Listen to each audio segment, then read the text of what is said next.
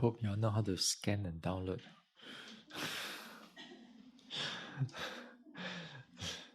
Nowadays, everything is online. Last time, we used to give a CD. Yeah.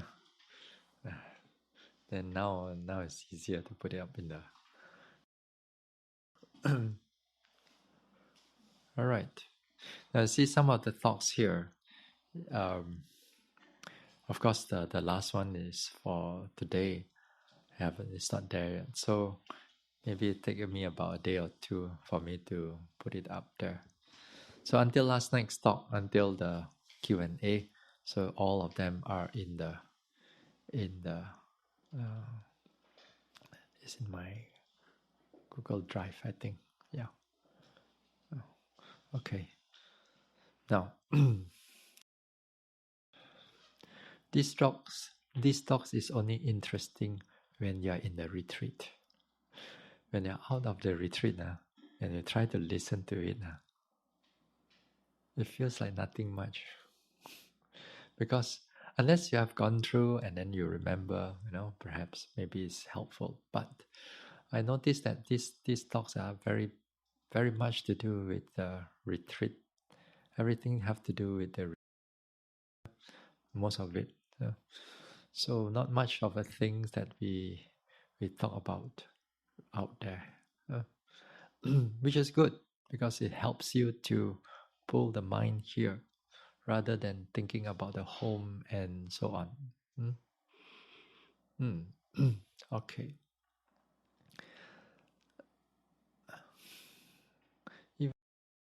Even this type of talks, you give it to somebody, let's say, to a friend or a Dhamma friend who is not a meditator, then I said these talks are very boring to them. Very boring to them. Okay, let's see. All right, so we come to the end of the retreat here. Yeah. At the end of the retreat, of course, I said yesterday, we tried to let go of all the concentration and mindfulness. The problem is all this mindfulness, concentration, and all that thing, they are not sustainable if you don't exercise them, if you don't practice them. Yeah. The moment, by the time right now, concentration, mindfulness all starts to drop already. Yeah. By the time you reach back home, everything finish. But it says, sometimes new beginners ask, so what's the point come here for 2 weeks and then we cannot take anything back? Yeah.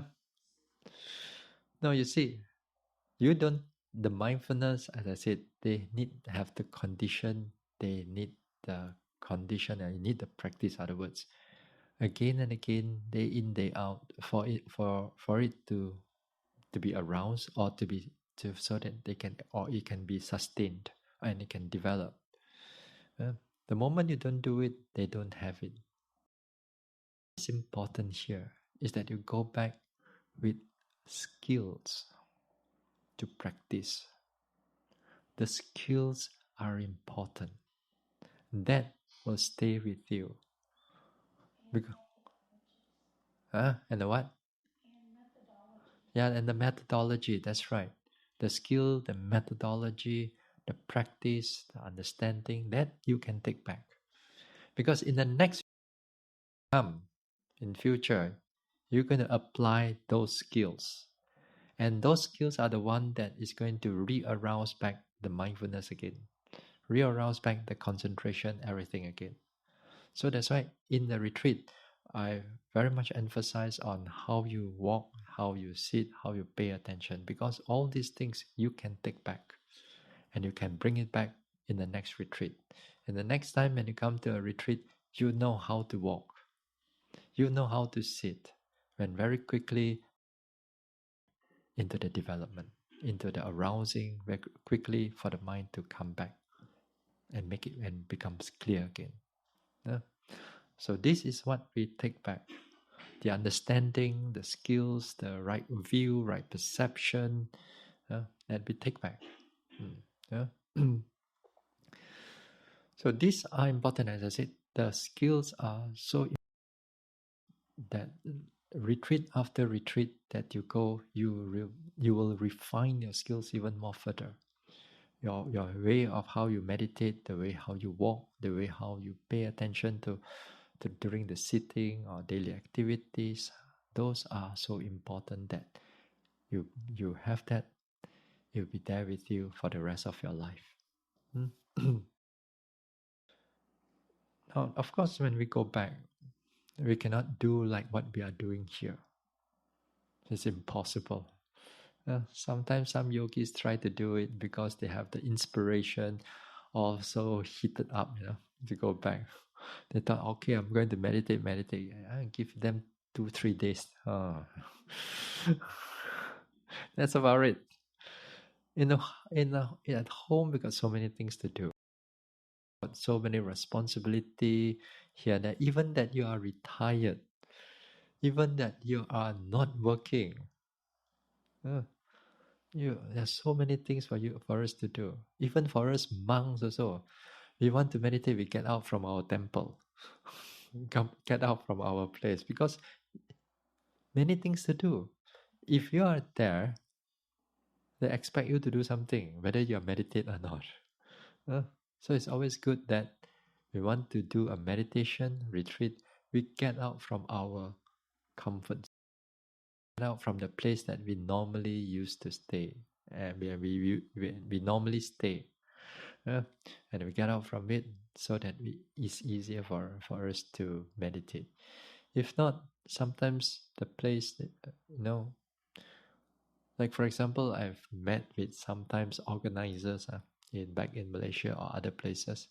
They meditate in their own meditation center.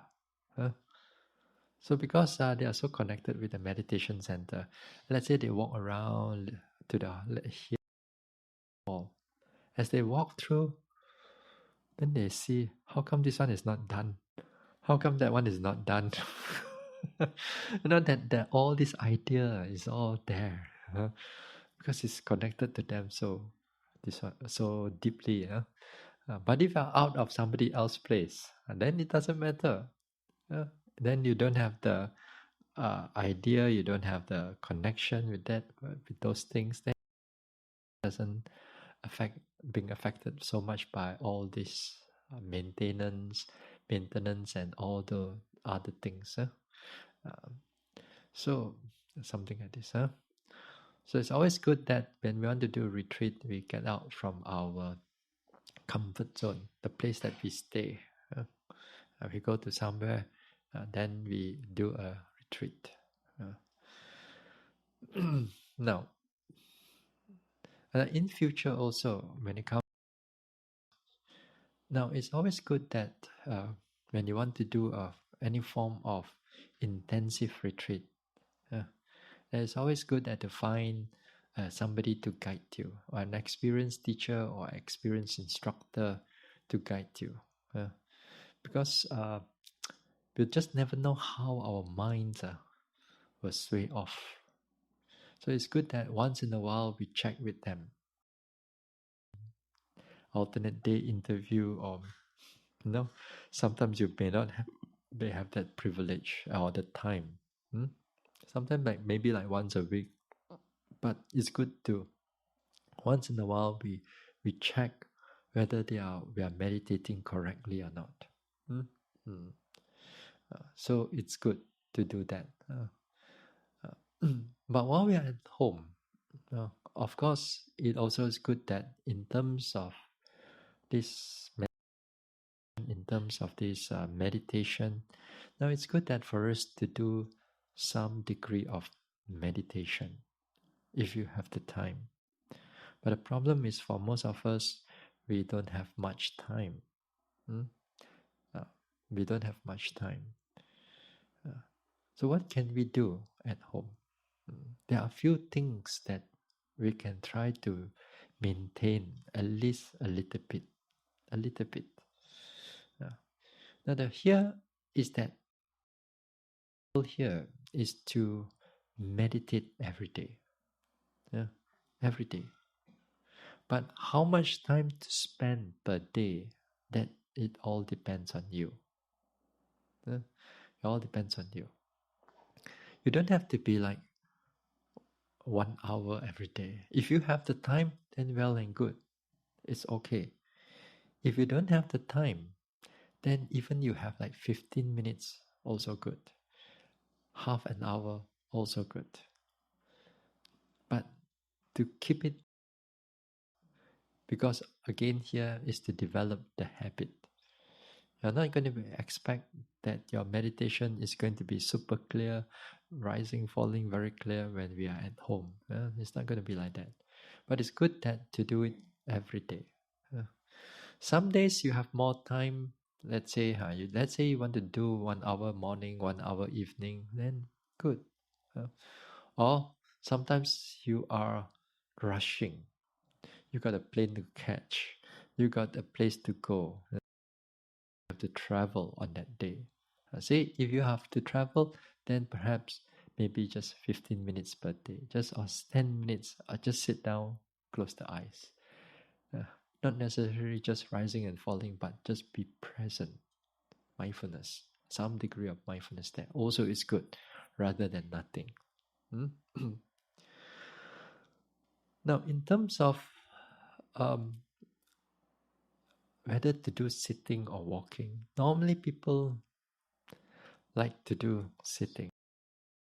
Normally people like to do sitting. But it's also good that once in a while try to do walking. If your house have the space, if your apartment have the space, just do a length of 10 minutes walking, or 15 minutes walking. If you have the time before you sit, that also would be good. At least let the body, bring the body back again to the, bring the mind back again to the body. Because at home, our mind is rushing, thinking and planning of all kinds of things. So it's good that to use the body just to bring it back just for a short while. Then after that, we go into sitting. Now you can do that. There's always many ways and methods that we can do. You can do a bit of walking, a bit of sitting, fine. Days you feel like you want to do walking only, it's also good. It's also good. If there are days you find that you feel that you are more tired, drowsy a little bit, but if you think that you still want to do, then do the walking. Just do the walking. Find a place, do the right step, left step. Just bring the mind back to the present. Whether you can precise in a more sharp noticing, more slower walking, that is optional, because it's not so easy for us to pull the mind into it. It can be quite tense for some people. Suddenly you walk, you want to do very slow walking. The tension can build up over time. So it's more like bring the mind back to the present. Bring the mind back to the present. Now, in the sitting, if you are doing sitting certain days, okay, it's perfectly all right for us to do sitting. Now, again here, skills will be different. Here, while you're in the retreat, many times I mentioned in the sitting, immediately you sit, you start pay attention to them thoroughly. That means things are clear, you start notice them possible. You got no time for you to lose, relax, and all that thing. But at home, it's different. At home, during in the sitting, you begin with relax first. You begin with relax first, like sweeping through the mind, from the head to the bottom, from the head to the bottom to the feet, just to relax the whole body. And perhaps that may take you about 10-20 minutes. It's okay. Because here again, many times I mentioned, make sure that the mindfulness come in first. Make sure the mindfulness comes in.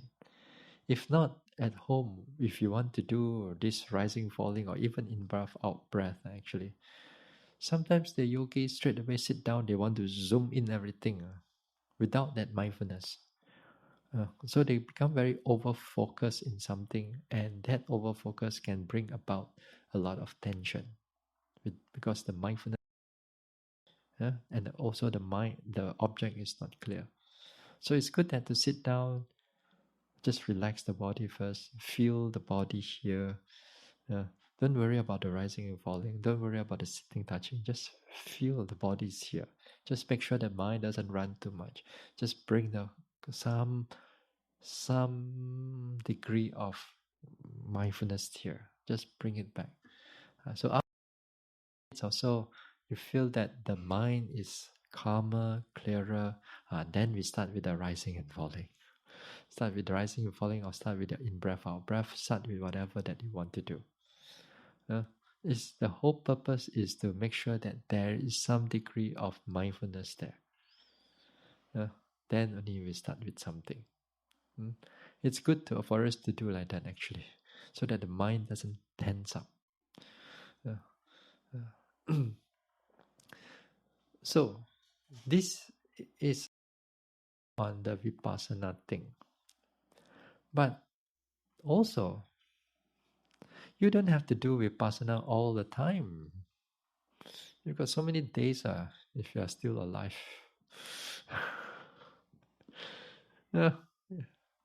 Then certain days, let's say, you can always try with metta, for example. You can always try metta. You make a determination. Okay, for 2 weeks, for every day, the sitting, walking, let me do metta. You just forget for a while, just do metta. Then you do the metta. May I be free from harm and danger. Then throughout the day, you go to office, you go to grocery shop or grocery mall or whatever. And then you go to shopping. Well, may all of us here be free from harm and danger. Even you meet with a nasty cashier, also may you be free from harm and danger. May you be well. Because is unconditional. Is to see, one of the difficult objects, of course, is the people who are difficult, people who are very easily prone to anger, or people that you dislike, or people who dislike you. Those are very difficult objects. But of course, in the proper way of doing metta, usually these objects we try to avoid first. As a general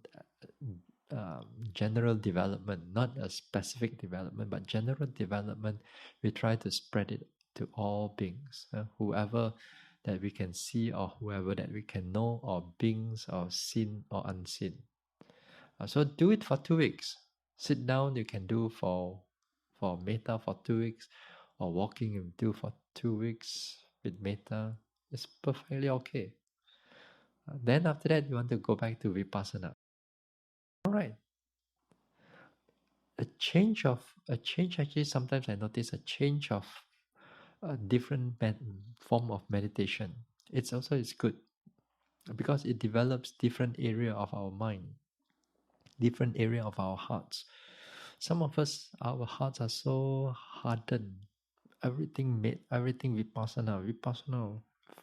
It gets really hardened. The mind is very hard and stiff because vipassana has to deal with a lot of strong objects.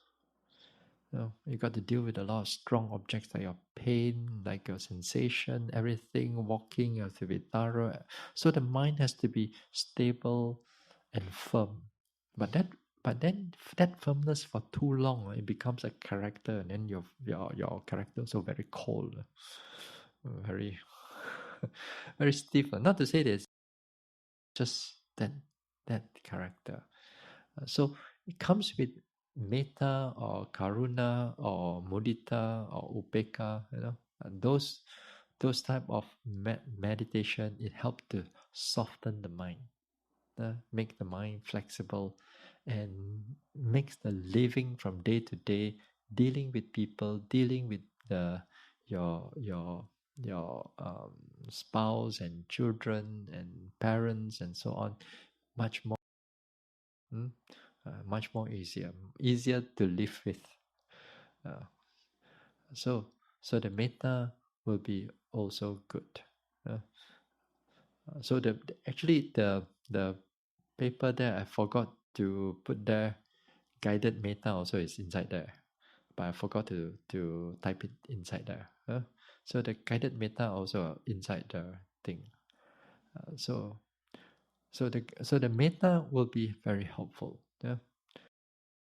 Always interchange between uh, metta and vipassana as we grow on with our life. So it makes our mind much more um, mellow, clear, alert, uh, easier to get along with others and others to get along with us. And yet, at the same time, when we do vipassana, the mind is alert, mindful, sharp, and strong. Mm. So the next time it helps in this way, it helps the momentum. At least you have some momentum in the practice, in the daily practice. When you come to a meditation, then that momentum is easier for us to pick up from there. Yeah? Then practice for another 2-3 weeks, then go back again and again. Uh, in retreats also. So now, of course, in the future, perhaps some of us may go for, and that is good. It may not be my retreat, it can be other teachers' retreat. But what is important is that make sure you plan the retreat and you block your calendar for retreat. If you don't block it for yourself, then there will be 1,000 things on top of it. There will be other things people will do this, do that, and do everything, or traveling and so on. Yeah? So it's always good that when you plan your retreat, make sure you block it. And also, some of us may have the desire to go for more retreats and perhaps longer retreat. Sometimes I met with yogis, they have a quota for the year. Quota for the year. Oh, they want to, let's say, and they are retired, and then they make a quota. 3 months is retreat period. Then 9 months and friends and so on. So the 3 months, it can be, let's say, 1 month, 1 month, 1 month. It can be 2 weeks, 1 month, and then longer, whichever it is. But to make sure that they finish the 3 months quota. For example, or you can have a 2 weeks quota if you want to, or 1 month quota. They already have an idea what to this one, so they fix their whole calendar year, a whole calendar for the year, and then they fix. Okay, I want to go to this retreat, so accumulate, which is good in a way. They block their time. So make sure that you make sure you have the time. If not, many places I go, as you grow older,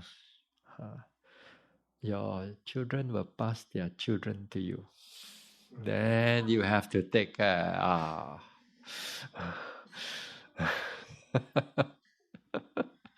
They'll pass it to you, then you have to take care.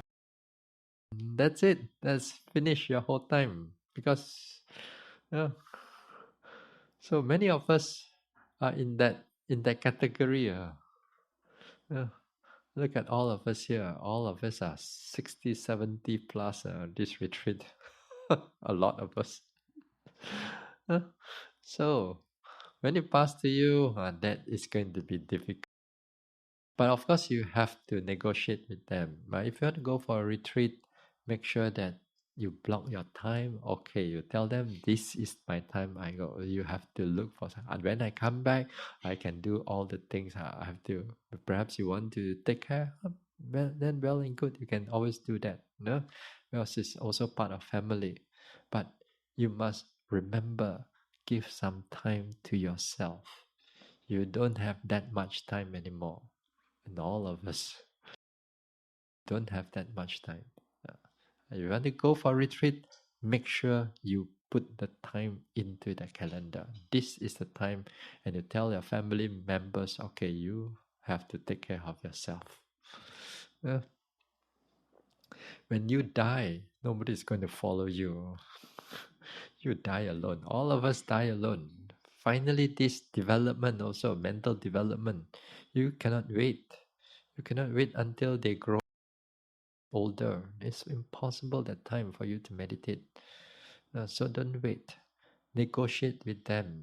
You put aside the time. You go the time that you want. You think that you can able to achieve. Perhaps like 2 weeks or 1 month, 2 months, up to you. But you have to let the family members know that this is the time that I will not be around. Family members sometimes they kind of like pull the emotional strings. Why it go so long? Happen to us and so on. Sometimes you have they don't see you and so on. They don't see you. They felt that you're away, and of course the attachment, the emotional string, is like being pulled. So you have to be firm. You have to be firm. Sometimes, like in Asia, especially back in Asia, all these family things are very, very tightly knit. Those days when I have to go for meditation, I'm back tonight. Tomorrow I buy the ticket and have go already. Don't let them think too much. If not, if we keep thinking, then it's very hard. So pack the bag at night, and then the next morning straight away go. So, I mean, of course, you don't have to be like that. but we, but finally, you have to do something for yourself. You make sure you do something for yourself. So this is one. This is the area of meditation. But there are other areas also we also need to improve too, because other parts, other areas of Buddhism are also they are also important. They have become very strong supportive condition for your development.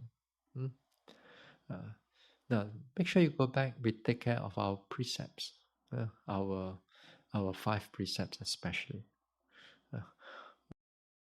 5 precepts, like non-killing, non-stealing, non-sexual misconduct, non-lying, and don't take all the intoxication, alcohol, and so on. So those things are, if you can, as best as possible, don't cross the red line. Don't cross the line. Once we cross the karmic consequences, and directly it will affect the mind. Here, I mean, sometimes we, as I said, like last night, we may not have Dharma fellowship around in our community. Perhaps we stay alone, and then once in a while we come to a retreat, and we meet with we have some fellowship, and also, but when you are stay there, so make sure that you keep reminding ourselves. We keep reminding ourselves that try not to fall into this type of trap of breaking the precepts, especially. Yeah. And also, if you have the time too, then we also do dana, offerings to whether to the monks or temple or charity services. At least do something wholesome. Do something wholesome, something with a generous heart. What else can we do? A little bit of study also is good. At least you want to do this meditation, then go and find the books and also the talks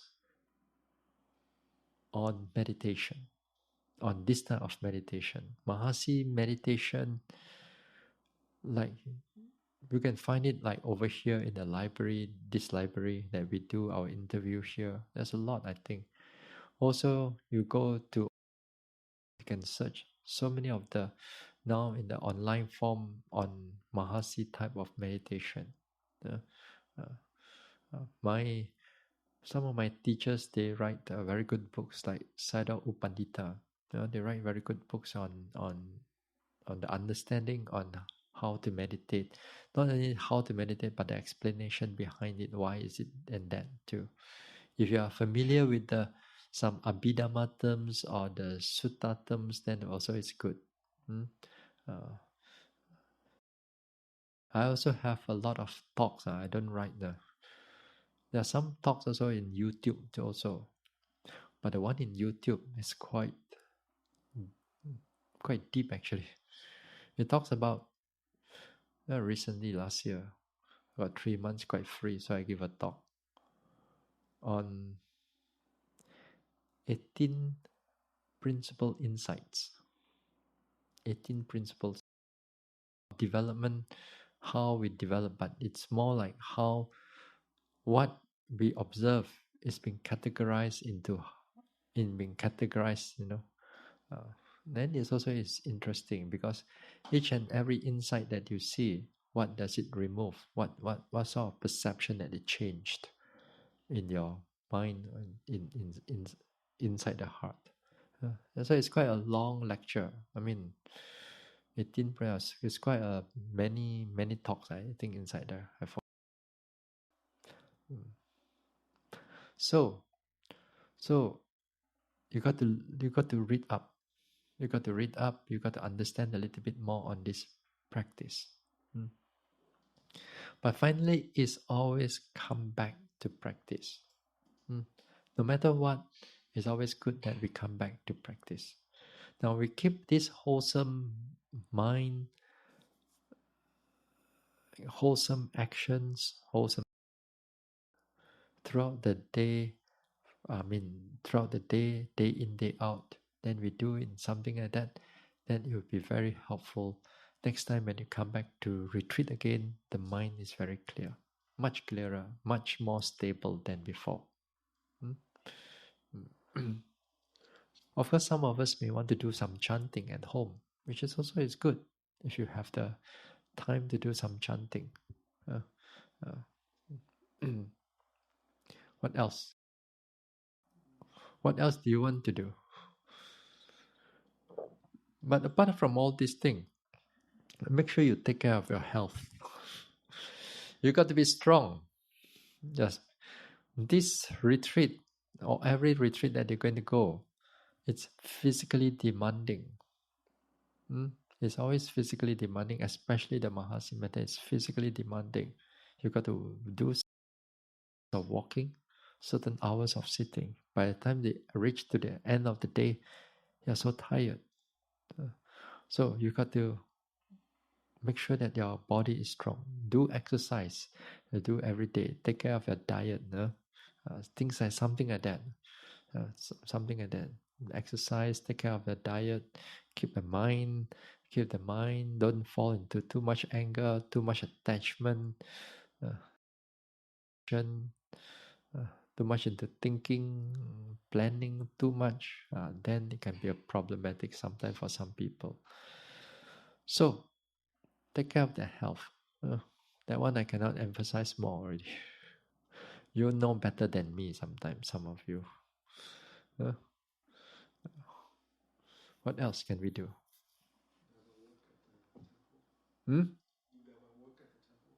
Do Dharma work at the temple? Yes, also if you want to, if you have the time, you can always contribute your time. There always, in the temple, there always some work to do. There always some work to do. You go to any place, you say you want to contribute your time there, well and good. Temple also got temple sometimes difficulties and sometimes mismanagement also there. As long as there's people inside there, nothing is going to be perfect. right? Whether you are monks or nuns or whether you are lay person, there's always some greed around, anger around. There's always a difficulty. It's all about how you want to manage them. Don't think that just go into a temple, everybody is good and kind. It's not like that. It's what we want to believe, but it's not. Uh, but of course, doesn't mean that just because we see a little bit of fault and then our mind magnified all the faults. We don't have to do that. We know there's fault there. We know there's fault, but also we know that the contribution, our service also is wholesome. So when we go to a temple or monastery, there's bound type of emotional entanglement with other people. Yeah, it's going to be like that. Temple, they call it the temple politics. The bigger the temple, the more difficult it becomes. Yeah? The smaller temple, a few people, then it's easy, really much easier. So the more people, you have more problems. It's not about the things to maintain. It's the people. It's always the people. It's hard to this one to build and to connect. In a temple, of course, you want to give your service. Then well and good. Then that is there's a wholesome thing to do. Yeah? What else can you all do? Uh, Any questions? Any question on Dhamma or a question on the practice or whatever?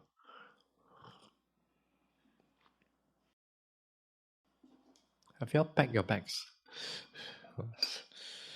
Mine is still halfway. So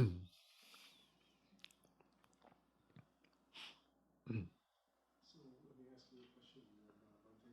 So before we start vipassana meditation, can we do some like samatha meditation to get to the single point attention, and then we do the vipassana?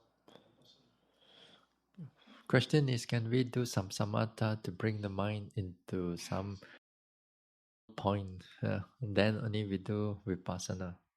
I said last night. I said theoretically, yes, you can do that. Not to say you cannot do that. But make sure that the mind is flexible, or the mind also is not attached to the calmness. Because when you are able to bring the mind down to quietness, usually a lot of yogis that quietness, calmness, silent, whatever you want to call it. Then when it says silent, and then you switch over to vipassana, and vipassana, it meant that you have to see things thoroughly, clearly, and you have to really push the mind into noting. One area is that the mind that you develop in samatha is very calm and peaceful, whereas you come into vipassana, you change how the moment and to note the activities, motion, movements, everything is like sometimes it's like in chaos. But the mind and yet is still able to note, although it's like feel like chaotic. So sometimes yogi don't want to switch over. They don't want to switch over. They felt that why go into all these things, when you just remain. So not to say I don't allow, but even like some yogis may want to start off with some metta, for example. And the metta also is a kind of samatha. They bring the mind into single here and also on the metta object. But then after that, they want to switch over. But after that, they feel that very very uncomfortable to go into vipassana. So they want to stay back in the metta. So if you want to do all this samatha, as I said, you must be firm with yourself. You have to, once you finish that metta or anapana or whichever, Then you switch over to Vipassana and you have to look at all the things that what we are going through. And that is a challenge. You need a confidence and effort to push the mind through to it. You can do that. Yes, you can do that. Usually our monkey mind is running around, so I just want to do some other, just to the point where my mind is not running around anymore, where it's now focusing on a single point. Then switch to Vipassana, not to go deep into the calmness, the tranquility, just to the point where I can concentrate on one point instead of running around. I know. You want to bring the mind calm there. I know. It's good if you can do that. If good, you can do that. No? Whereas, if you are skillful in Vipassana also, you can actually achieve that too. Very quickly, you can able to achieve in the walking or in the sitting too. It's a matter of training only. It's a matter of training. This is one thing. When you go into a deeper aspect of development in Vipassana, usually we don't have to do the samatha because when you sit down, the mind is already calm and clear and sharp already. So that time we should not use samatha and then you break the momentum of the vipassana. Yeah, as the momentum of the vipassana is going on smoothly, and that means that your mind is clearly, sharply noticing everything is going on there. Then you don't bring metta or anapana to come in and disturb the momentum. Yeah. So again here is that you have to look into your current situation, how is happening at that moment of time. Usually monkey mind, all the mind that is running here and there, it shows that lack of practice. It's all about lack of practice. You have more practice, actually this thinking and so on will be much more calmer, whether you are doing samatha or vipassana. So, in other words, more practice. I never practiced before. This is my first time. I know exactly. I know. You theory to justify to calm down the thing, but it's not theory. Yes, it's good to have that, but finally, it's all about more practice. Once you have more practice, you'll find that even the mind can calm down much better, even with vipassana alone. Uh, I'm not discouraging samatha at all, But if you want it, it's possible. It's an actually for some people, yes, it is a good option for them, and for some people, they really need that too. They really need that to calm the mind down. But actually, from my years of teaching, I've seen that a lot of yogis actually they can calm down even with the vipassana alone, without the mind running too much. Uh, yes, now. Mm. Yes, Bhante, I learned that in the practice, the daily activity. Mm. So when we go home, you open the sections door. Mm. In the moment, if you the mind in the moment, you will see the mind attached upon. Mm. While the object arrive, then the mind and then imagination, everything. Mm. In the moment, you just back in. That's you meditation already. Mm. You see the object, you see the activity of the mind. Mm. And sometimes if the mind, if you practice, the more you practice, the more you get progress. Mm. You will see, and you limit the activity of the mind. Mm. That's the way of cleaning the mind. Mm. Yeah. The way, yes. In the daily activities like what Nam just mentioned is that when we are mindful, present, That means that you know what is happening, not just only to the body, but also to the mind. When sometimes greed arises, we know that it's there. Anger arises, we know it's there. When there's no anger, we know that it's not there. We know that also when no greed, we also know that there's no greed. When the mind is mindful, we know that the mind is mindful. So it's of the mind and also the activity of the body. With that, it brings calmness to our body and mind. So that also is important. These daily activities that we can extend it back at home. That when we do something, don't let the mind run too much. Because a lot of times our mind is always planning forward or behind. Say for example, you drive to a shopping mall, then you park your car. But your mind is already, you forgot where you park your car, but your mind is already, at inside the shopping mall. You already anticipate what you want to do, everything. Then you forgot where you park your car. And sometimes, if you remember, no, sometimes nowadays we don't want to remember. We contract it our memory to our phone, so that let the phone remember for you. Correct. Then we contract it our memory to them, to all our phone. But the thing is that you see, a lot of times when we park there, our mind is already anticipating of what we're going to do. It's already planning. It's already planning there. We are not here. We are not mindful. So a lot of times our mind is always slightly in the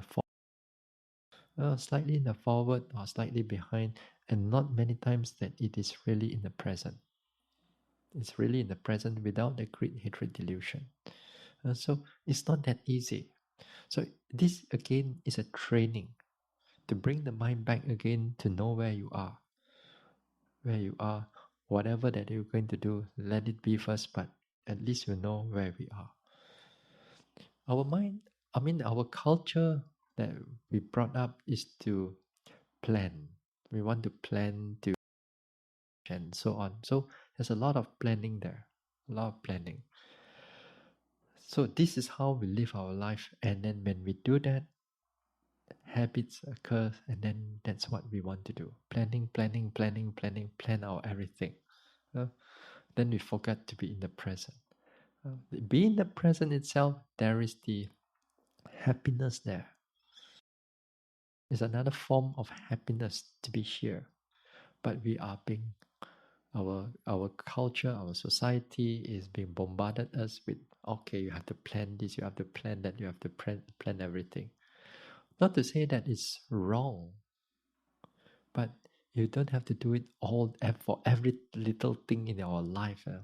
But there are some things, yes, we need to plan. Perhaps certain very important things in our life that we need to plan. Some certain things on old age here and there. Yes, perhaps that those things are important that you have to plan. But we don't have to plan for everything. Just live in the moment.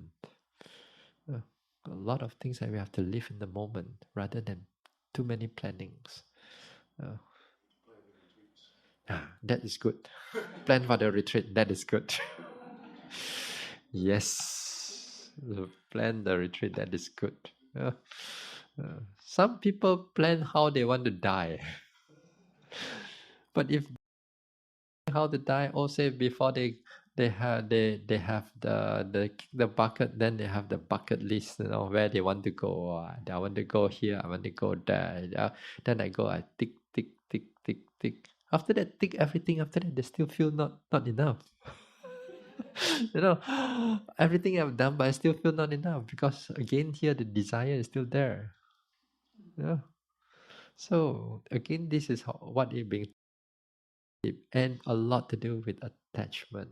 Uh, so if you able to, before we die, we plan to do something wholesome. Okay, we want to be more generous. We want to meditate more. We want to serve more in a wholesome manner, and that then it can be very helpful, can be very wholesome, can be very happy too in our lives. So yes, to be mindful activities into to be aware of what we are doing every now and then, that will be perfect. Uh, uh, so as a monk, for example, although if I want to, I can do many retreats if I want to, but normally I don't do like that, and usually I will not do it in this way. I always do a retreat, then take a break for 2 weeks, or sometimes, if no choice, sometimes 1 week. But I don't do retreats like back to back. Okay, this retreat finished, tomorrow start another retreat. I don't do like that. Why? Because again, here we also have to bring our mind back to the present, to be aware of what we are doing, to meditate on our own. This teaching, so it's not as easy as you think it is. To interview all of you, it's like it's like it seems like losing few years of my life. So I have to go back to recover, to recharge, and so on. So it's not as easy as you think it is. By afternoon, I really totally flat. I have to nap for a while just to recharge. After that, at night, I have to think about the talks that I'm going to give. So it's not as easy as you think it is. It's quite tiring. Although that you see me don't do anything, but actually it's quite tiring, mentally.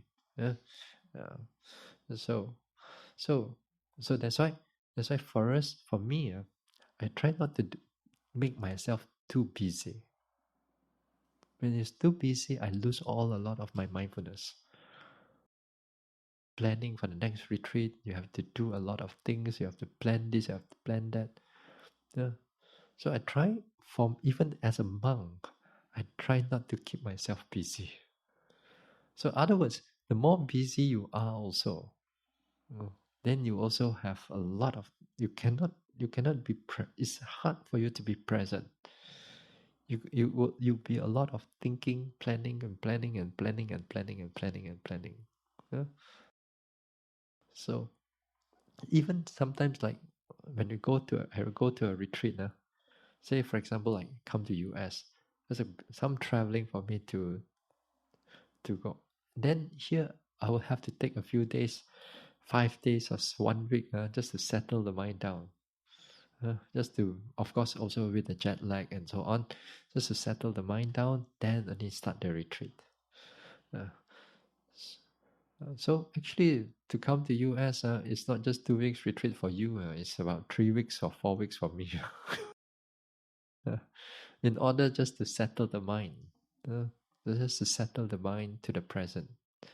Then only we can be here and teach the retreat. So, so it will be good for you also. If you want to do truly, to meditate yearly, let's say, so make sure you plan your retreats and don't make yourself become too busy with everything. I've met with Buddhist devotees, like in Malaysia. Sometimes many temples and activities, societies, they have education, Buddhist education, like they have the Sunday school, Dharma Sunday school, and then the temple is like a missionary school, missionary, the teaching, service, and chanting, and a lot of stuff going on inside there. Then there are volunteers who are participating. And sometimes the volunteers are also, I've met them, they are also, and so on. Sometimes we set up certain retreats. Then the devotees say, "Oh, it's very difficult to come because we are so many activities engaged with the temple." Then they all get caught up in the activities year in, year out, year in, year out.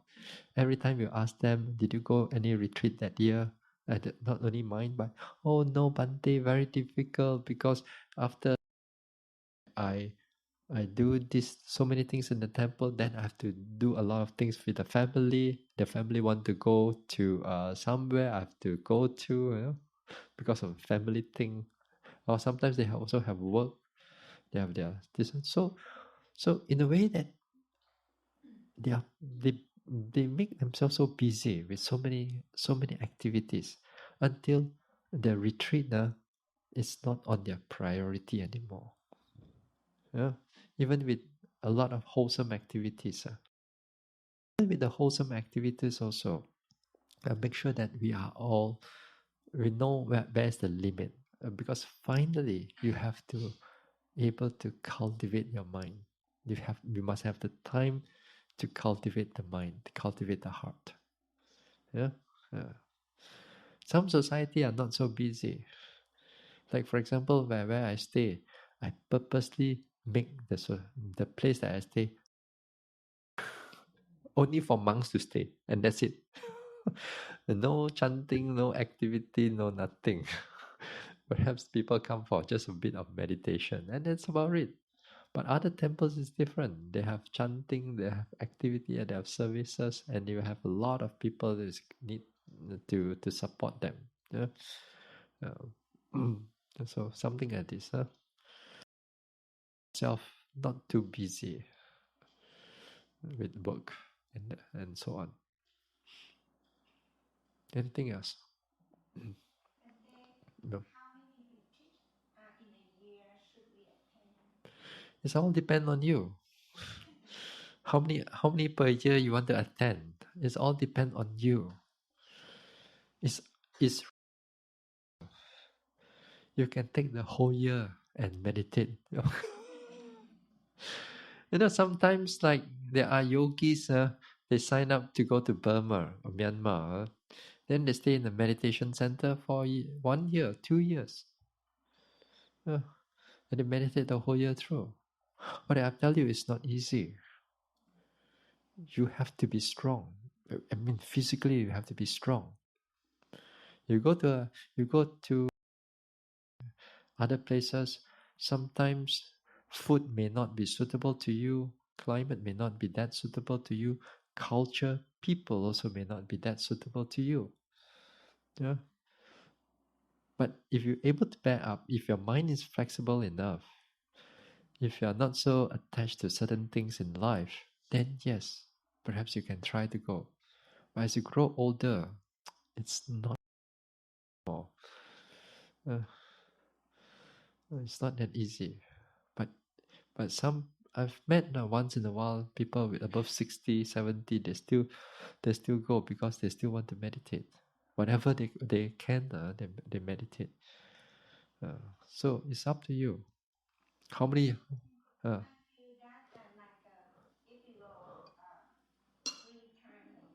uh-huh.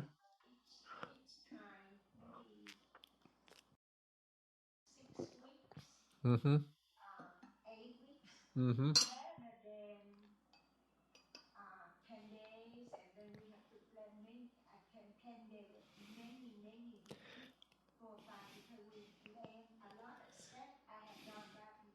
Correct. Yes. Yes. It's always good to have like a one long retreat compared to many small retreats. It's true. Yes. I agree with that. Because every time 2 or 3 days retreat, it's always about building up that mind to overcome the sleepiness and so on. Like what you did for the first few days. It's always going to be like that. Because of our non-meditating time at home and we are doing everything and then suddenly on that day we come and then we want to slow down. Because a change of your lifestyle from a very slow pace. And that when it's changing, is always that sleepiness, drowsiness is always there. This is one thing. Then After that, when you want to go back that time, there's always 1 or 2 days you start planning what you want to do at home.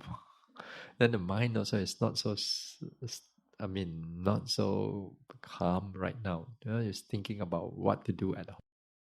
More or less like 10 days, you don't have much time to meditate. You only have like 5 or 6 days, perhaps, if you're clear, to able to meditate. Some people, they take even like 4, 5, or 6 days in order for the mind to calm down. Then only the 7 day, 8 day, they can actually meditate. And the 9 day, 10 day, they want to go back already. They feel like they're going back already. So they don't have that much time. So when do it, this only take you about 2 days and nothing much. So the longer the better. You clear off the first few days, then you don't worry about the last 1 or 2 days. Then you have such a long time inside there to walk, sit, meditate. Then you disconnect yourself with the world too much. Disconnect yourself with the world out there. Everything is like in a meditation center. At that time, you just meditate. Then it's wonderful. Yes, long retreat will be always be good.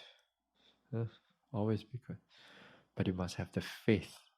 You must have the strength, physical strength, and the mental faith for you to push through. Want to try?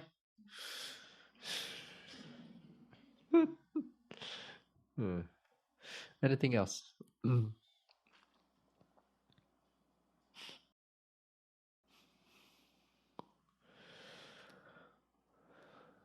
Okay, if there's nothing else, then yeah, we call it the day. See you all next time. Okay.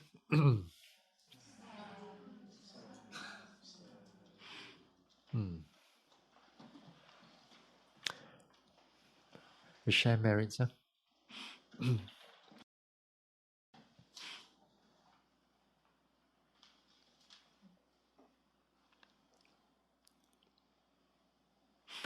Okay, follow after me.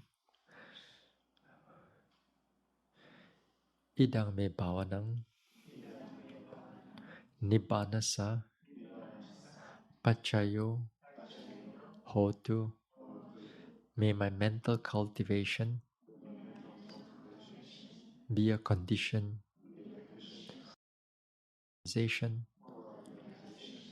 of nibbana. Idang me silang magga pala jnana sa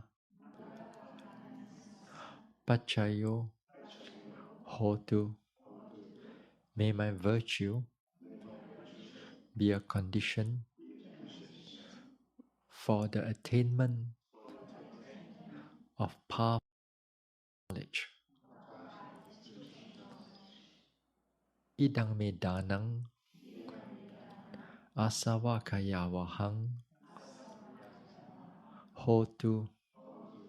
May my offerings be a condition for the eradication of all mental defilements.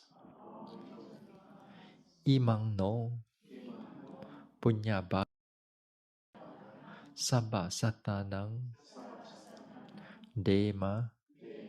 We share these merits with our departed ones, with all beings and all the devas. Sabbe satta sukhi hontu anumodantu. May all beings happy, may they rejoice in these merits. Sadhu, sadhu, sadhu, sadhu.